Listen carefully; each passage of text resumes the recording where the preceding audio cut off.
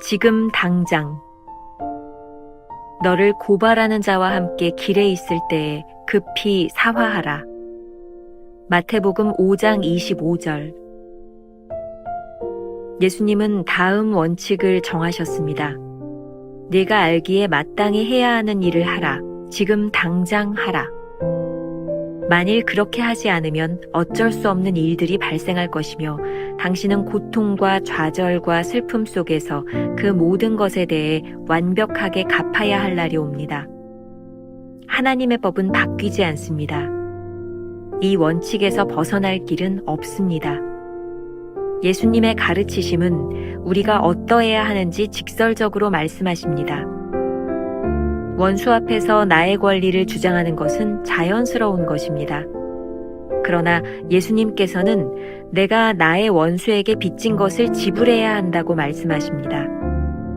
이는 영원과 관련된 시급한 일이라는 것입니다. 주님의 관점에서는 내가 사기를 당했는지 안 당했는지가 중요한 것이 아닙니다. 중요한 것은 내가 사기치지 않는 것입니다. 나는 나의 권한을 주장합니까? 아니면 주님 보시기에 내가 빚진 것을 지불하려고 애씁니까? 그 일을 당장 하십시오. 지금 그 문제를 해결하십시오. 특별히 도덕적이고 영적인 문제라면 당신은 더욱 빨리 해결해야 합니다. 그렇지 않으면 다시는 그 문제를 해결할 기회가 없을 수 있습니다. 하나님께서는 하나님의 자녀들을 순결하고 맑고 눈처럼 희게 하기로 정하셨습니다. 주님의 가르침에 위배되는 불순종이 있는 한 그분은 성령께서 이러한 목적을 위해 역사하시는 것을 절대로 막지 않으십니다. 자신이 옳다는 것을 끝까지 주장하려는 자세는 언제나 불순종의 요소가 있다는 사실을 기억하십시오. 성령께서 그렇게 강하게 우리에게 빛 가운데 거하라고 말씀하시는 것은 당연합니다. 네 원수와 가능한 빨리 화해하라. 인간관계가 깨진 것이 당신의 마음속에 분노가 있었기 때문입니까? 그렇다면 빨리 고백하십시오. 하나님 앞에서 그 마음을 바르게 하십시오. 그리고 그 사람과 다시 화목하십시오. 지금 당장. 오늘은 6월 30일 지금 당장이라는 제목으로 말씀을 나누겠습니다. 네 가지 법칙. 오늘 말씀은 어제 나누었던 혹독한 훈련과 밀접한 연관이 있습니다. 동일하게 산상수훈 말씀을 본문으로 택하고 있습니다. 우리를 영적인 방향으로 인도하실 때 하나님께서는 아주 혹독한 훈련을 명령하십니다. 오늘 묵상에서 챔버스는 그러한 훈련에 대하여 이렇게 말하고 있습니다.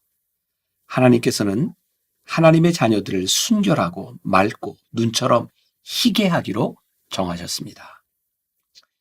이 일을 위하여 주님께서는 원칙을 정하셨습니다. 챔버스는 오늘 묵상에서 네 가지를 이야기하고 있습니다. 첫 번째, 내가 알기에 마땅히 해야 하는 일을 하라. 지금 당장 하라. 오늘 본문 말씀에 의하면 너를 고발하는 자와 함께 길에 있을 때에 급히 사화하라는 것입니다. 만일 그렇게 하지 않으면 그 일로 인한 고통과 좌절, 슬픔을 갚아야 할 날이 옵니다. 하나님의 법은 바뀌지 않습니다. 명령하신 가르침을 행하지 않을 때 우리는 그 결과에 대해 책임을 져야 합니다. 왜 주님께서는 급히라고 말씀하셨을까요? 우리 인간들이 가지는 아주 나쁜 습성이 있다고 생각합니다. 마음으로 생각은 하지만 행동으로 옮기지 않는 것이죠. 생각을 행동으로 옮기지 못하는 가장 중요한 이유 가운데 하나는 지금 행동하지 않기 때문입니다. 우리의 마음속에 일어나는 감동은 쉽게 식습니다.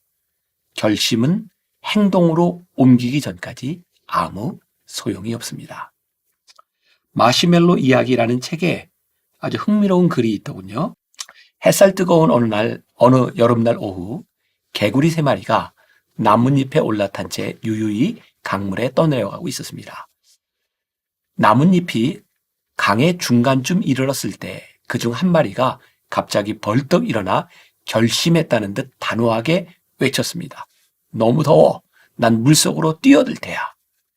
다른 개구리들은 그저 묵묵히 고개를 끄덕였습니다. 자, 이제 나뭇잎에는 몇 마리의 개구리가 남았을까요? 2마리요. 질문을 받은 사람들은 대부분 자신 있는 목소리로 이렇게 대답할 것입니다. 미안하지만 틀렸습니다. 나뭇잎 위에는 여전히 개구리 3마리가 남아 있습니다. 어째서 그럴까요? 뛰어들겠다는 결심과 정말 뛰어드는 실천은 전혀 다른 차원이기 때문입니다. 묵상 본문에서 중요하게 다루는 관점 중 하나는 즉시입니다. 챔버스가 권면하는 즉시는 결단이 행동으로 이어지라는 요구입니다. 2번째, 자신의 권리를 주장하는 것보다 주님이 보시기에 합당한 일을 하는 것입니다. 챔버스의 말입니다. 주님의 관점에서는 내가 사기를 당했든지 안 당했든지가 중요한 것이 아닙니다. 중요한 것은 내가 사기치지 않는 것입니다. 우리는 자신의 권리를 주장하는 것이 정당하다고 생각합니다. 하지만 주님께서는 그것보다 더 중요한 일이 있다고 말씀하십니다. 그것은 우리의 영혼과 관계된 일입니다. 우리가 언제 하나님 앞에 서게 될지 아무도 알지 못합니다. 그러니 다른 사람이야 어떠하든지 주님 앞에 빚진 것이 있다면 하루빨리 해결해야 합니다. 이것은 크리스천의 중요한 삶의 태도입니다. 우리 가슴 속에 늘 새겨야 할 명언입니다.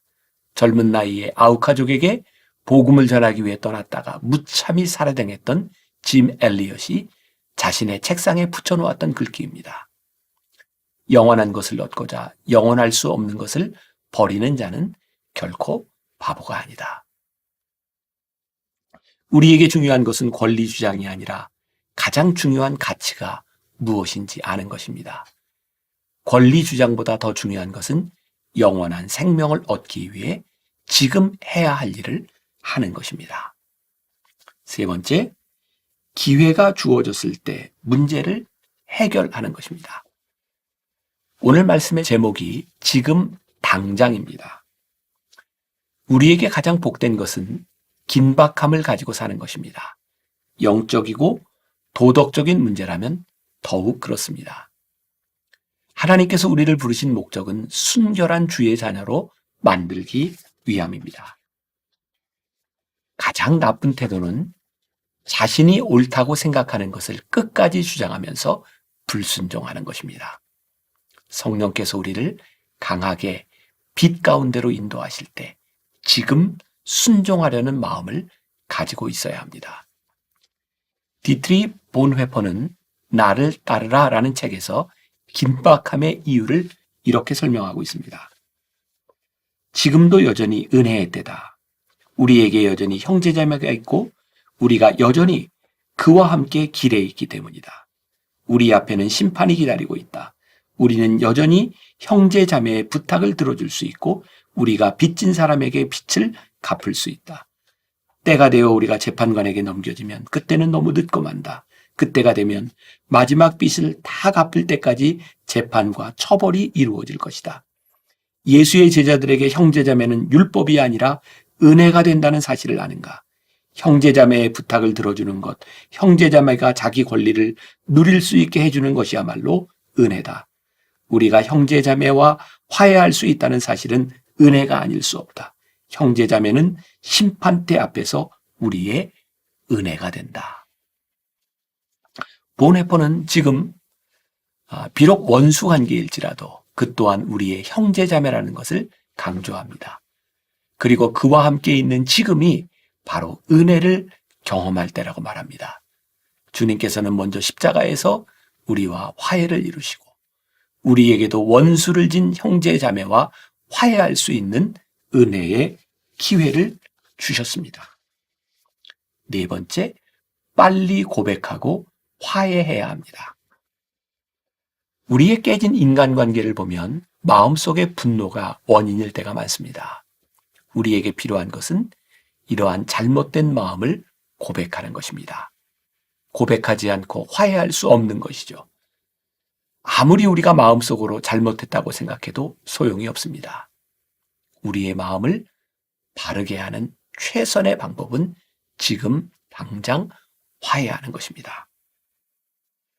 우리의 문제는 신앙을 추상적으로 생각하는 것입니다. 그러나 신앙은 아주 구체적이고 실제적이라는 것을 기억하십시오. 성령께서는 구체적으로 우리의 삶에서 말씀하시고 우리로 하여금 잘못을 생각나게 하십니다. 이것을 거부하는 것은 불순종입니다. 신앙은 추상적인 것이 아니라 주님께서 명령하실 때 지금 당장 행해야 하는 실제적인 것입니다.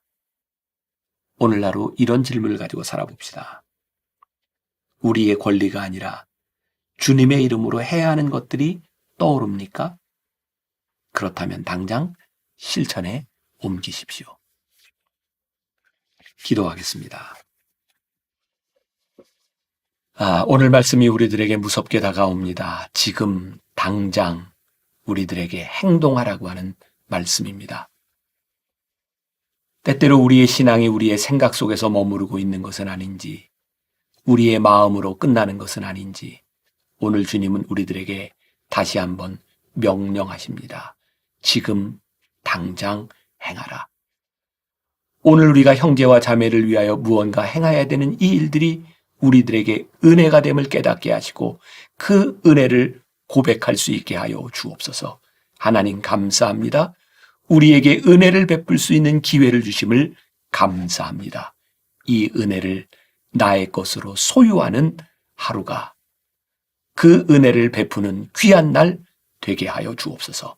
예수님의 이름으로 기도했습니다. 아멘.